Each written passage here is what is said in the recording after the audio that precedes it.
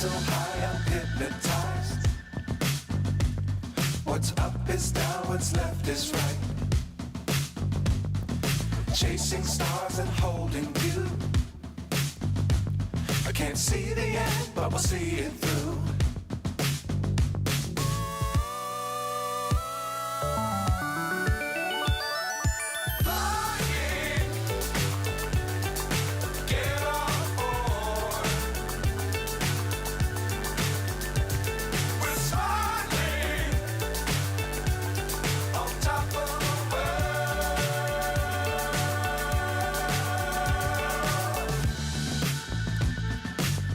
Times don't fly too high.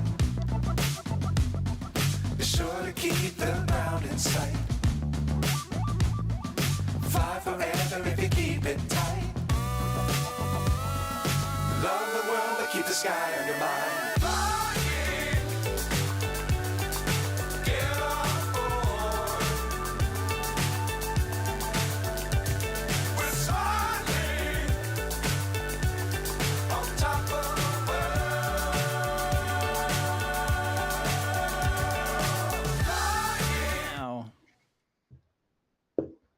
All right. Good evening, everyone. Welcome to another FPVFC Town Hall. Tonight with us, we got Rob, Dan, and Dave, and obviously myself. I got an interesting new House resolution at the federal level that is a little concerning. I'm concerned. Let me get this popped up. So this originally comes from Drone XL and Hiye over there, who we love. So state representatives Angie King and Ty Matthews have introduced a resolution urging Congress to pass the Defense Against the Drones Act of 2025, a move aimed at empowering Ohio homeowners to protect their privacy and property from unmanned aerial vehicles. So we're going to switch real quick to what the actual House resolution is. So these are federal congressional representatives from Ohio. Yes, it does appear so. Okay, so they put in. They want to make this mess across the country. Okay. So subject to so this is they want to amend Chapter 448 of Title 49 U.S. States Code or United States Code. Subject to applicable state law relating to the discharge of a firearm, an individual may shoot an unmanned aircraft using a legally obtained shotgun if the individual reasonably believes that such aircraft is flying not more than 200 feet above property owned by the individual. An individual may, but shall not be required to, return an unmanned aircraft shot down under subsection A to the owner of such aircraft upon request by such owner. Not later than 60 days after an event in which an individual shoots an unmanned aircraft under subsection A and is able to identify the registration of such aircraft, the individual shall report to the administrator of the FAA the address in which such event occurred and such registration number. The administrator shall issue such regulations as necessary to carry out this section. And then it gives a definition of what a shotgun is. What if the shotgun blows the registration number right off the drone? You can't make this up, guys. Like this is something else. So, number one, it's currently against FAA regulations and federal law to shoot down an aircraft, and an aircraft obviously includes a UAV as well. They are defined as such by the FAA. So that's a big no-no. Number two, I question somebody's idea of shooting a gun into the air. Plain and simple. Like that bullets come down somewhere.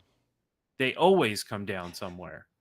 Like gravity exists, guys, and if you're just shooting off shotguns in the air, number one, trying to shoot down a drone is harder than you think. And I'm gonna just do the rewind a little bit. If you watch, I think it was one of the first couple of videos Rotor Riot ever did. was shooting down drones at a shooting range. Watch the video. And I get that there's a whole lot of paranoia right now around drones, and I think some of that has to do with how they're being used in other parts of the world. Some of that may spawn from the nonsense that went on in New Jersey, one way or the other.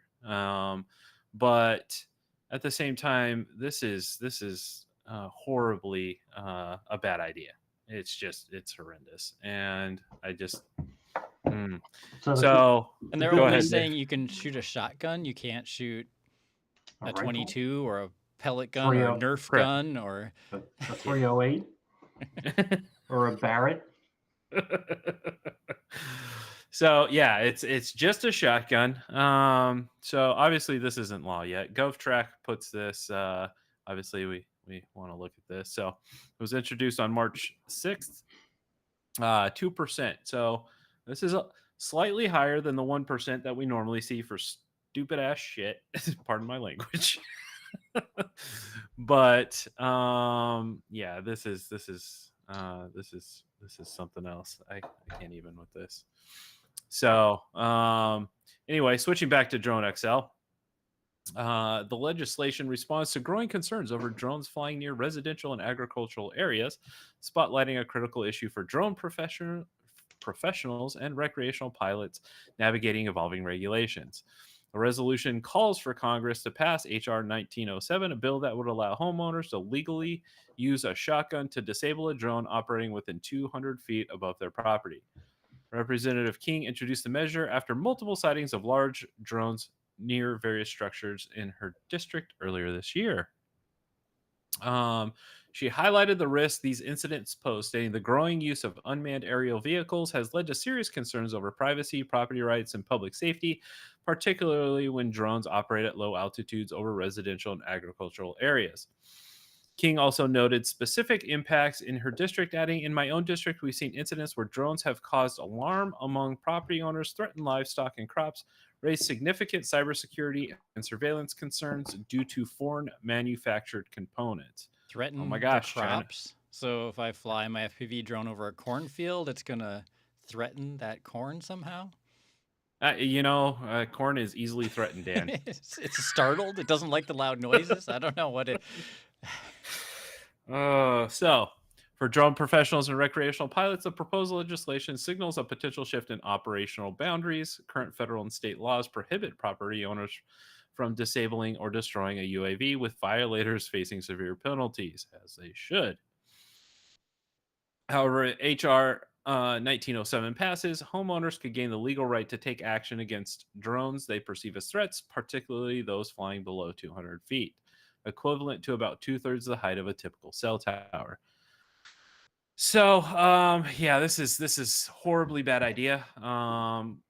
Please don't do this. And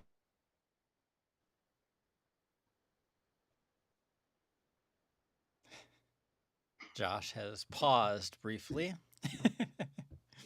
Hopefully he'll come back soon. But longer than I expected. So less than 200 feet. So we mostly fly under 200 feet, and so they want to make it okay that to shoot down a drone if they're flying under 200 feet. But if you're as Josh said, there's just so much of this that is amazing. And if any of you have flown a drone to 200 feet and then like, what does it look like? And he's got Josh is telling us that he's rebooting his machine. It must have crashed on him. Yeah. So if you fly around and if you have an altimeter and you can see how high is it when you fly at 400 feet, and then you take a drone to 200 feet and you look up at it out from under the goggles, just like, I can't imagine judging 200 feet. So that's ludicrous, as well as the notion of this bill, H.R. 1907, proposes that they not conflict with any state legislation, tort, statute, etc. Things like don't shoot a firearm near people, don't shoot a firearm up in the air. And, so there's just so many common sense ideas that this proposed legislation just violates. It's a dumb piece of legislation, and it's a shame that these people are wasting time when there is so much to work on, and they're messing around with things like this. Thank goodness it only looks like it's 2% chance of approval. We'll keep an eye on it, and if it starts to inch its way up, we'll certainly ask folks to contact their at this point congressional representatives, and hopefully it doesn't get out of the House, but we'll keep an eye on it. Apparently, there's a handful of people in Congress who really want to shoot drones. There must be. Maybe there's a market for creating a drone park where you get to go shoot at drones or something. I don't know. People seem to want to do that. There's an opportunity. Sorry about that. Technical difficulties. No problem. So yeah, I don't know where we're at, but at this point, this is a horrible idea. I highly recommend letting your Congress people know. Just don't touch this. Just let it go. It's not in committee yet, so I mean that's a good thing. But yeah, I mentioned we'll keep an eye on it. If it does tick up, then we'll be asking folks definitely to step up and talk to their congressional representatives first, and hopefully this doesn't get to the Senate. Yeah, that would be bad. Wait. All right. Let's see. Things are gonna have to reload. So I did get to the office. This is just a FYI. So Office of Information Regulatory Affairs. So this is currently where Beyond Visual Line of Sight, NPRM, is sitting. There are meetings scheduled. I think one of them was yesterday. You can go in here and you can see. Could you share your screen again? Oh, I'm so sorry. I just started rolling off. There we go. Morton in the YouTube chat saying, could I then be allowed to shoot at the Metaflight helicopter that flies over my house without my permission? Well, that would be hopefully a manned aircraft, but you never know. It could be remotely piloted, and then you could shoot it down. As long as it's under 200 feet. Well, I mean, Amazon Beware, or how about Zipline that's moving blood around cities? I mean, it's just so stupid. Yeah, absolutely. All right, so this is. Let me see if it'll back up a little bit. I'm gonna. Oh, geez, that was too far. Too far. So as this is loading, so this is the Office of Information Regulatory Affairs. So as things are sent forward for proposed rulemaking, this is where they end up. And one of them is going to be here. You can click on these little pie charts. You can see what the actual ones are, their status. So right now we've got restricting the operation of unmanned aircraft in close proximity to a fixed facility site, and normalizing unmanned aircraft systems beyond visual line of sight operations. Those have been referred. So you can't actually, I haven't found a way to view the text of this as of right now from this site, but they are pending review currently. So you can kind of see where they're at, their proposed rule. And I think they have to pass from here to be an NPRM and then go through the process there. So right, and so this is yet another underscoring that we are anticipating the Beyond Visual Line of Sight Notice for Public Rulemaking, which has also been referred to as the 108 NPRM, since it does contain a new certification of pilots beyond 107 that likely will be for very large distance beyond visual line of sight and require a probably a medical, certainly extensive testing, and we'll see if it requires a practical, that is a face-to-face with an aircraft. where you have to prove that you have the wherewithal to control the aircraft. So we've heard this a couple weeks ago at the CDA Innovation Summit in Washington that Alex attended. And then Rob was attending the AUVSI meeting and heard similar rumblings that the Beyond Visual Line of Sight Notice for Public Rulemaking is, as they would say in Texas, they're fixing to release it in Washington. So we've already identified the areas that we will be looking for. So we are better prepared than in the past when the FAA has sprung notice of public rulemaking on us. Yeah. So obviously we'll continue monitoring this. This will be all hands on deck once this drops for us. And obviously as we go through it, we'll keep you guys notified of what's going on. Right. And part of that will be, we will put forward our comments. And this is an NPRM, as a reminder to everyone, different from just nagging Congress. Each comment should be unique. And so we don't want you to copy and paste. We will share our views. We want you to put it in your own words, then submit that to the FAA for comments. They have to read each one and consider it. And so the remote ID was 53,000 comments. So we are hoping that this is a significantly larger number, since the affected cohort includes everyone flying a drone, a UAS, an RC model airplane, AAM like Joby, unmanned taxi, as well as private aircraft, because this will more largely impact the national airspace. Absolutely. All right. So if you were wondering how Amazon delivery was going in here in Arizona, this is how it's going. So oh, the poor drone. It needs a rest. He's got tired. So an Amazon delivery drone made an unexpected crash landing Wednesday, coming down in the middle of an apartment complex in Tolleson. Neighbors were surprised but thankful no one was around when the drone went down near 97th Avenue and Roosevelt Street, not far from Interstate 10 and Loop 101 freeways. I look to my left, and that's when I see something big, and I'm like, what is that? Said Nate Brooks, who was the first to spot the drone and took video of it on her cell phone. I walk over to it and get closer, and that's when I see the Amazon logo. Oh, this must be an Amazon drone. So I immediately pull out my phone and I start recording. How did this crash in Tolleson at 6 in the morning?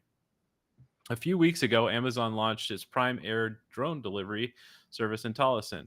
Customers who live or work within a 7-mile radius of Amazon's fulfillment center can have a package that weighs under 5 pounds delivered by drone in under an hour. More than 50,000 items are eligible for delivery. And on that note, on another kind of segue of Amazon, so the FAA approved Amazon to carry items with lithium-ion batteries. So that includes being able to deliver cell phones. So I know Apple and Samsung have both jumped on that wagon. So that's definitely an interesting turn of events, I guess. Wasn't it Amazon that not too long ago had a software bug where they suddenly shut themselves off midair and crashed a few times, and they had to like pause deliveries for a while? I thought that. I don't remember what the exact reason was. They said it wasn't a safety issue, but they did pause. There was something like a sensor. Well, a new model didn't have a sensor for detecting something, and then something failed, and they didn't. Yeah. They thought they were on the ground when they were in the air, and so they shut off their propellers. And yeah, that was something like that. Yeah, they did pause service. I know it got delayed here in Arizona for several months. So let's see. The service appeared to have been going smoothly until now. Tolleson resident Teresa Hernandez has noticed many drones flying by in the sky. They're not loud, said Hernandez. You can barely hear them, but they do pass through here fast. It's not like they're here for a while. They just pass really fast. Arizona's family reached out to Amazon and received this statement. During a delivery this morning, a Prime Air drone made a precautionary safe landing due to an external factor outside of its controls. Safety is our top priority, and the drone's onboard perception system worked exactly as it was designed by identifying a safe area for it to land. The drone landed safely. There were no injuries or damage to the property, and we're thankful to our community neighbors for their support. It's like it detected that there was a battery problem or something. It's like, oh, emergency landing. Yeah. Find a spot. Yeah. Get down now. Maybe its remote ID wasn't working, and the internal software, took it a little too seriously that you must land as soon as practicable. And so Brooke said she called Amazon right away to report the drone in her neighborhood. She was told the drone had cameras and a GPS, and someone was going out to retrieve it. She's just happy it didn't land near any kids, cars, or people. So obviously a win in that side. So I have seen them flying around. I did see one the other day in a neighborhood as I was driving to work. So they are around.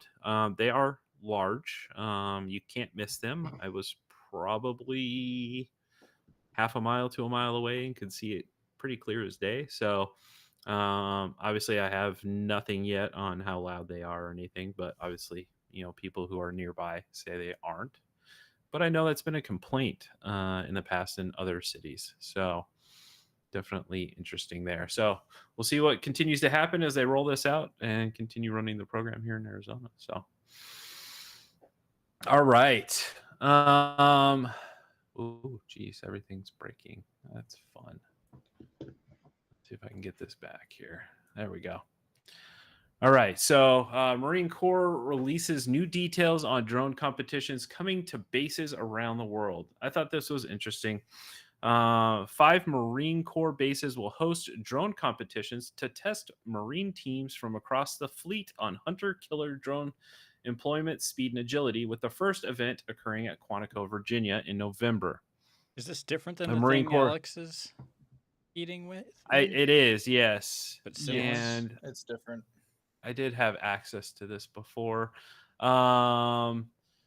I apologize. I'm not going to sign up or anything on this, but I did have access to the full article before. Real quick synopsis is basically the Marine teams will be competing they have to basically build their own drone. It has to be under $2,000 cost. And that doesn't include FPV goggles, transmitters, or anything like that. It's just basically the stuff that's on the drone. They have to pass a competency and a physical to make sure they are capable of piloting a drone. And they have to possess the maturity and competence to fly safely. So the competition will, I think it's 5 bases, and then they'll have to request permission to participate in this. So I thought this was kind of cool. A little bit of ingenuity on them, on the Marines, to create something and test it and compete on it. So I thought that was kind of cool. Do they have to be NDA or Blue compliant? They do, yes. So it has to. The 2K.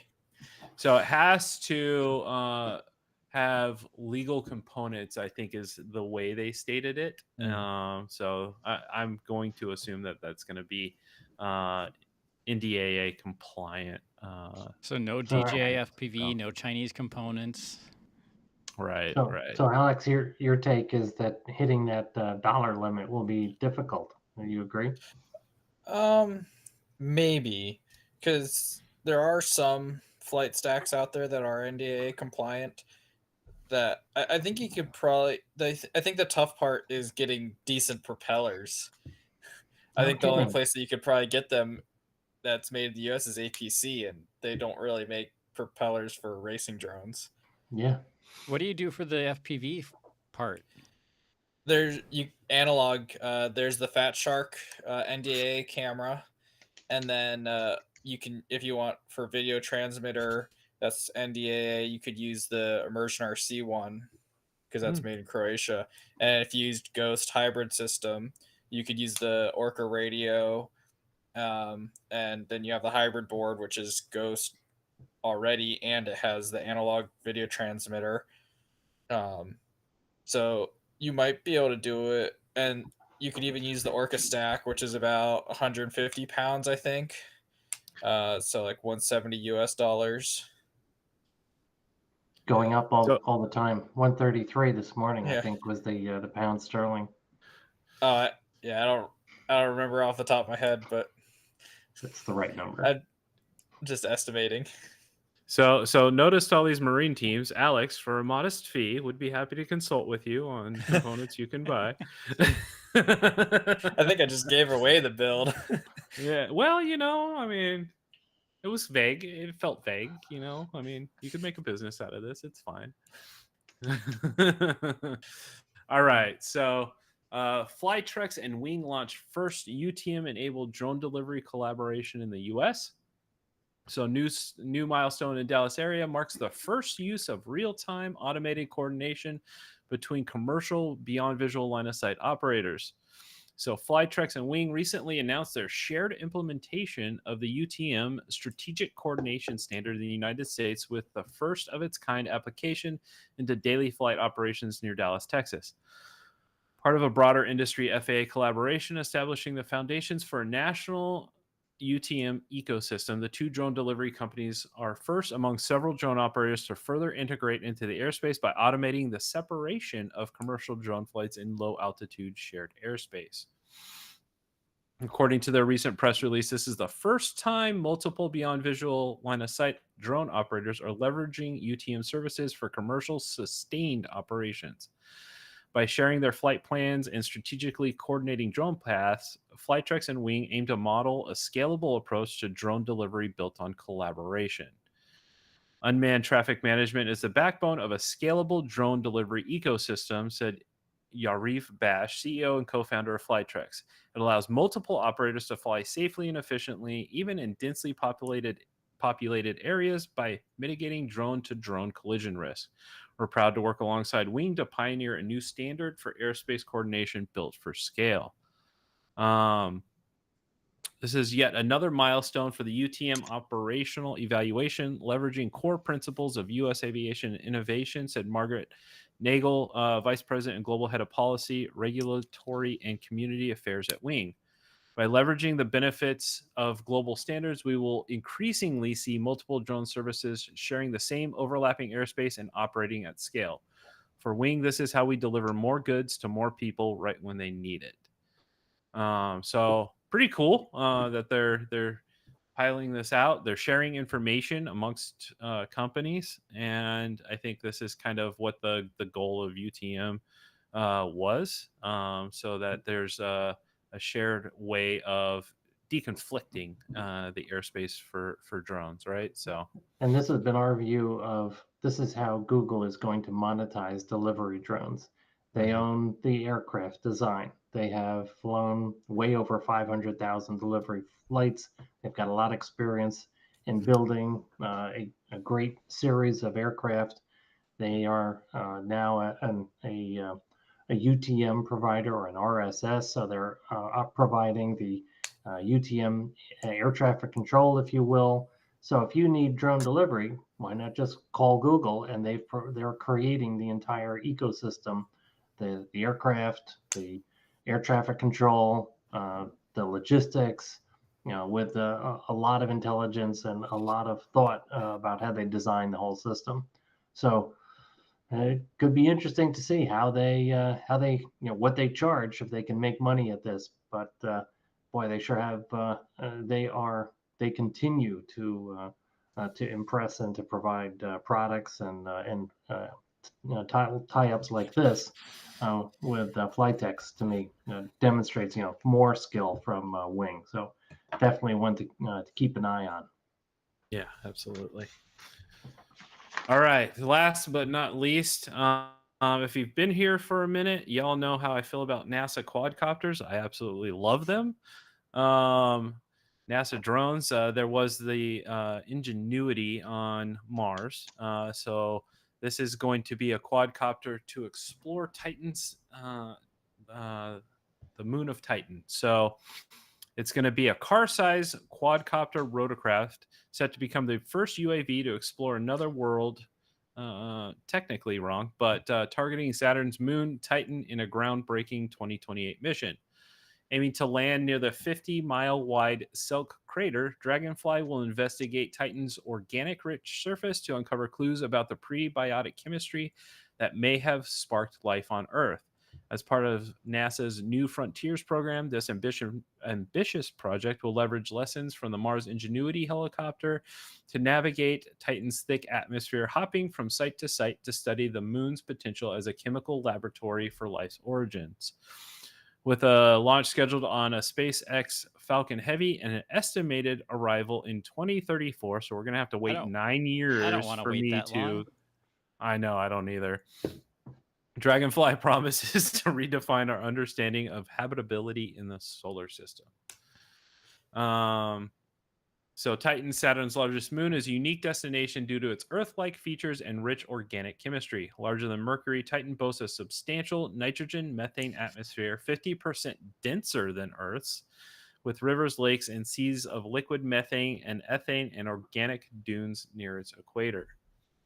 The Cassini-Huygens mission revealed a wealth of organic molecules on Titan's surface, including ethane, propane, acetylene, and benzene, which could form the building blocks of life if mixed with liquid water.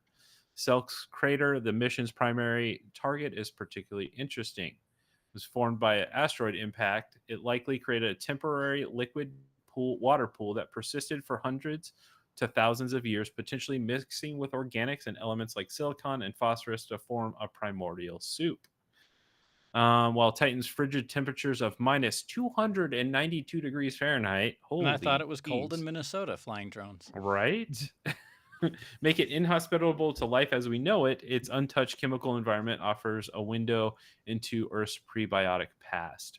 So Morton's asking in the chat, like, how are they going to charge their batteries? Or is it like just bring the power it's got and that's all it's got? Or well, I would imagine, I know Ingenuity did solar panels, but Titan's obviously a lot further, so and a denser atmosphere. It's going to be tough on electronics.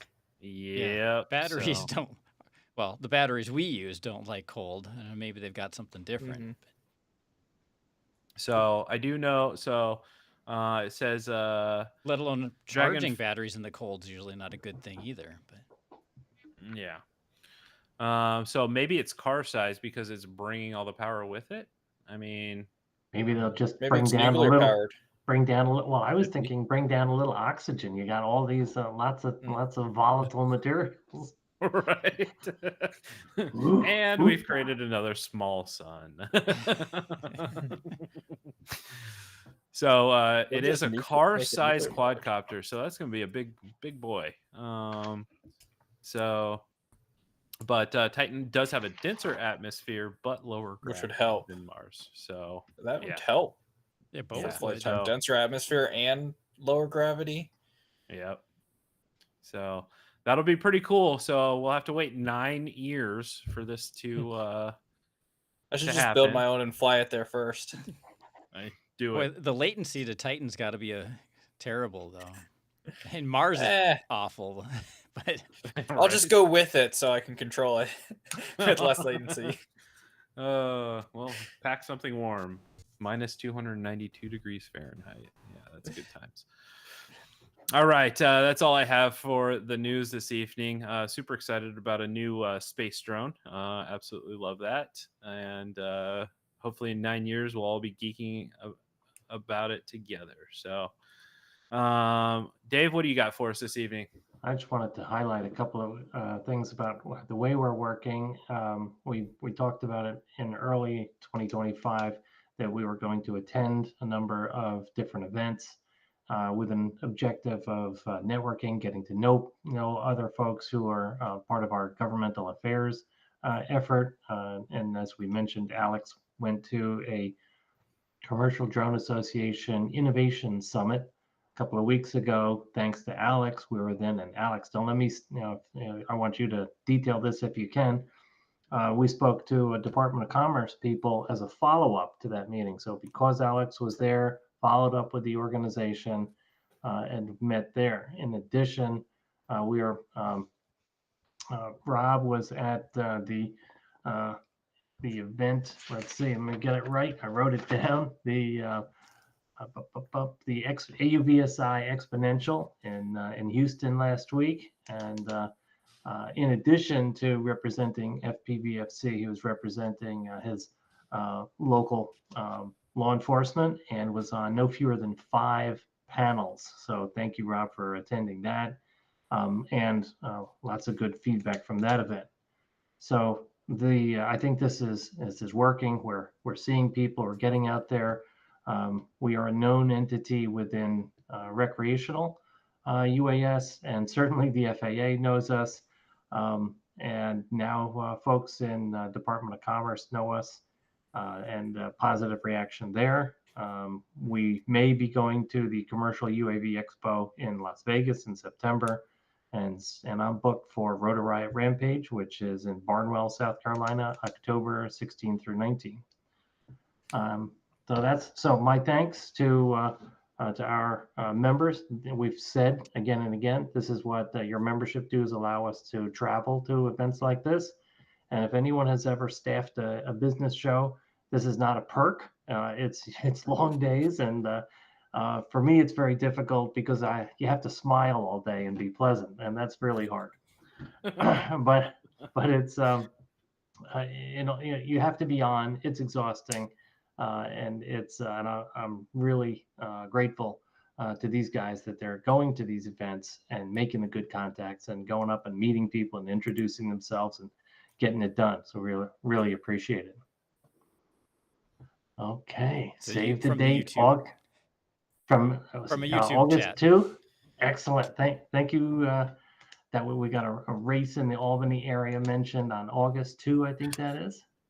Okay. Well, I hope to still be in. Well, actually, yeah, I hope to still be in New York and on August 2. I'm moving to Pennsylvania. Alex, right. any details you want to add on either the CDA event or anything you've got on races or things coming up? So, as we mentioned, we were able to meet with the team from the Bureau of Industry and Security from the Commerce Department, and so we had a fairly productive meeting with them. We basically talked to them about the components we use in our aircraft, because they're working on a rule that is either essentially a ban or not ban of Chinese or adversarial equipment for drones. So Chinese, Russian, blah, blah, blah, whatever's adversarial to the United States at the time. And they're working on a rule to ban these kinds of components. So we went through and explained to them the types of components we use, whether they're connected or not, since our stuff generally isn't connected, and how we use different software and how our stuff works to give them a better understanding of what how to go about their regulation. And so it was a fairly productive meeting. And let me mention the timeline of what Alex is talking about. In several, I think it was March, we commented on the advanced NPRM that related to this. We took it seriously. 600 other folks did. So a notice before we mentioned about the beyond visual line of sight notice to public rulemaking. We anticipate that to beat out the remote ID NPRM at 53,000. So 600 people saw this advanced NPRM, and this organization is the folks who are making rules in Department of Commerce. As Alex was saying, we anticipate that they're going to go very quickly to a rule. So they'll have a brief NPRM and then go right to a rule. Mm-hmm. So, and these folks are serious. Take a look at the connected vehicles rule. So they have effectively restricted BYD from being able to be sold in the United States because it is a connected vehicle. So, if we disagree with what comes out in that NPRM, we're going to have to speak up loud and fast. Mm-hmm. So, Alex, didn't mean to interrupt that much. No, that's pretty much all it is for that one. And then the other thing is next week is that military inter-service competition at the AI Plus Expo in DC. So be going to that, and so you're being of pilots. You're being modest. You qualified, so you were able to enter as a collegiate pilot. Yep. That's So excellent. it's a grad student. I still count as collegiate, so I can go compete and see how well us collegiate pilots can beat the military pilots. We look forward to hearing about that. That sounds Absolutely. great. So, Cool. That's Josh. I think that is all I had. Okay. There Rob, was what you a got for us? YouTube Go chat ahead, Dan. from Raztaz saying, "What does connected mean?" I didn't quite see good. when they were asked Did that mean. question. Great question. And Alex, you can edit us or tell me where I go astray. But it is my interpretation of the rule was any of the transceivers that that we use in our cars today. So if it's Bluetooth, if it's Wi-Fi, they consider it connected. Thank you. LTE, yeah, critical one. So it's like, well, what new car is not? And, Right. Of course, Yeah. the answer is none. Right. Or unless it's low price or purpose design. But most sedans coming from pretty much anywhere around the world are connected. So very broad interpretation. Now they did the other piece of that rule was that they were focusing on vehicles that came from China or Russia, and that was the major focus. So and again, it also includes software. Yeah, So and components for those vehicles. So if you said, I'll just build it here, and not so much. So it's just, that's more kind of what it is. So for the connected vehicles. Good question. Yeah, definitely. Rob, what you got for us this evening? Anything? We can't hear you, brother. Is your mic on? He's not on. He's not muted by YouTube. Muted by something else. He's not muted by us either. Can you hear me now? Yes. We can hear you now. Okay, I put it on the headset. I don't know what's going on with my mic. All good. The only big things I've got this week, the expo that Dave mentioned, there was a good bit of discussion about the DRIP remote ID protocol, which is essentially a encrypted RID protocol. So I don't know if and when it's going to happen, but there is at least discussion about it, where essentially the ground operator and the aircraft would be encrypted to where like law enforcement, FAA, commercial delivery, things like that could have access to a lot of that. But the actual like operator's information would be encrypted, where if you're out flying in a park, people aren't going to know where you're at, but people that would need to access it could. So that's kind of an interesting. Right. So when we looked at the message element in the remote ID, I kept on saying, why don't we just encrypt the GCS element of that, or the ground control station? Meaning, why don't we encrypt the lat/lon of the location of the person who's on the ground flying this thing? Because we know that that's a problem when people find the pilot and then start harassing, or in some instances assaulting that individual. So this would be encrypting that information. So great, you're doing something nefarious, and law enforcement wants to find you. I'm all for it. But if you're law-abiding, or you're a commercial operator, you're doing something that you're supposed to be doing, but someone feels that they're disturbed and they want to come after you, this would be a little bit of protection. So we're thrilled. And Rob, you were on a panel on that topic. Yes, sir. Yes, sir. Yeah, there was a good bit of discussion about remote ID and some of the shortcomings and potential pivots, but the big question mark is it's going to be very expensive to change things, and it's going to impact everybody. So I think that's probably the biggest reservation.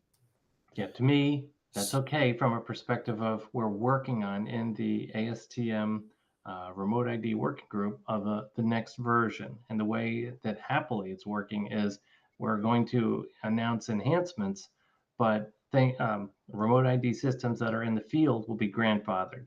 So new systems will pick up new requirements, and that to me is a sensible way to migrate forward. I agree. Rob, yeah, I like it. When you were talking about who would have in this proposed encrypted GCS location part, when you were talking about who would have access to it, I'm not sure if it was a Freudian slip or not, but you mentioned commercial delivery. Was there talk of commercial delivery having access to the GCS location, and why would they need that? So since this is all just discussion right now, if and when it moves forward, we don't know if it would just encrypt the GCS or if it would encrypt everything. So if it encrypted everything, then commercial would need access to some of the things, but not all of the things. Mm-hmm. Okay, I wasn't sure if it was just the GCS encryption and then still needing that part of it. Yeah. The only other interesting tidbit I've got this week, Dave, I got hands on a Parrot UKR and a Quantum Systems Vector. The Vector is a eVTOL, like almost $250,000 setup. It was I flew it. I didn't crash it. Yeah, I didn't crash it, so it's a good thing, right? Absolutely. But it's neat seeing a lot of the American technology, the blue technology progress. The UKR. The really cool thing about it is it has the capability for you to upload mission sets on it, and you can upload map data as well, like satellite data, and then it uses that as the navigation method. So, like it's completely it's not susceptible to jamming, like GPS jamming, GPS spoofing, RF jamming. Like it flies completely dark, just using optical data from the satellite files. So that's pretty cool stuff. Definitely. That's great. Mm-hmm. Cool. All right, Dan, anything else to wrap us up for this evening? No, sorry, nothing from me this week. All right. Well, guys, lots of cool stuff coming out. I think that Parrot you were talking about would be cool, Rob. I definitely would be sweating a little bit flying a $250,000 drone. That's how expensive the quantum system stuff is.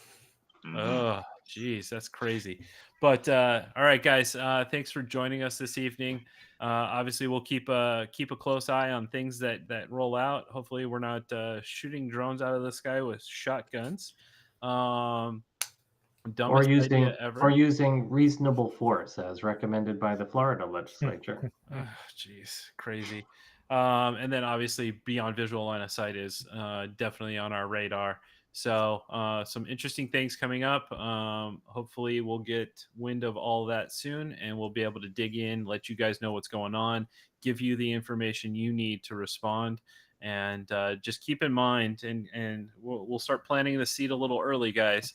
It's got to be when it's these NPRMs and we're responding to it. Dave mentioned it, but it's got to be unique. All right. You can take our position. You can say, hey, I believe in what FPV-FC has to say, but you need to put your own reasoning as to why, your own reasoning to your beliefs, and before you submit that, because copy and paste just won't get the job done. They'll lump all those as one comment, and it won't count for much of anything. Yeah, don't make it easy on the FAA of just filing them all in the same bucket.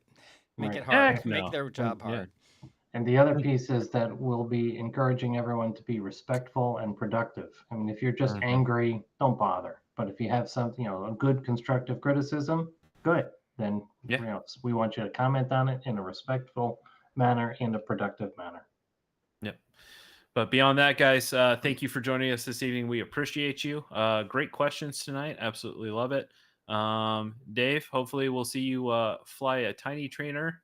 That would be fantastic. August 2. Video or it didn't happen. That's right. So true. And, right. So, but with that, guys, have a great night. Thank you for being here, and we'll see you in another couple of weeks. Thank you.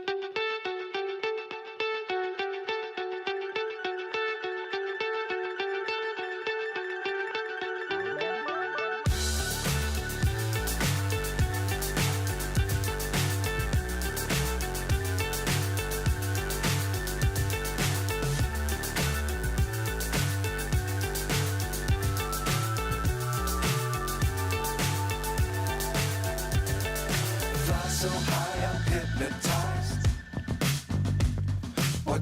is down, what's left is right. Chasing stars and holding you. I can't see the end, but we'll see it through.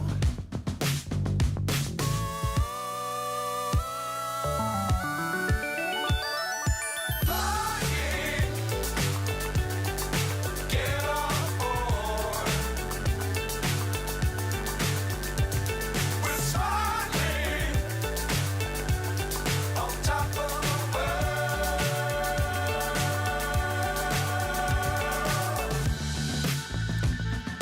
Dangerous times don't